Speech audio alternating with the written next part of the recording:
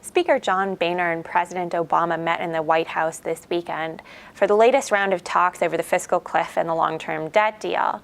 Right now, it seems that there's growing sentiment among Republicans that they should just pass the tax cuts for 98% of households and then negotiate everything else later on next year.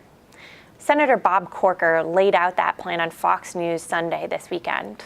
A lot of people are putting forth a theory, and I actually think it has merit, where you go ahead and give the president the 2% increase that he's talking about, the rate increase on the top 2%. And all of a sudden, the shift goes back to entitlements. That means one part of the next phase of negotiations will be determining what entitlement cuts Democrats and Republicans can agree on. One option, for instance, although a controversial one, would be raising the Medicare eligibility age so you could receive that benefit not at 65, but 66 or even 67.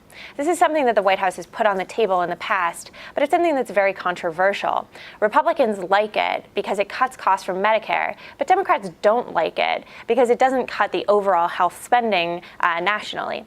Here's Representative Raul Grijalva on ABC this weekend.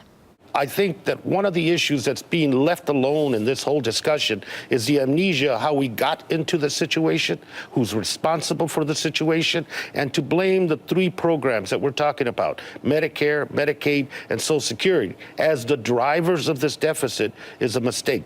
Here's what we're looking out for this week.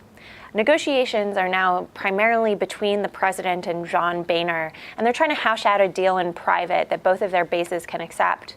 So look for a lot of leaks and a lot of senators and congresspersons coming out to argue for certain provisions that they want or don't want included in a deal. But anything from Obama and Boehner themselves is going to be especially important and is going to signal that they might be getting closer to an agreement before Christmas.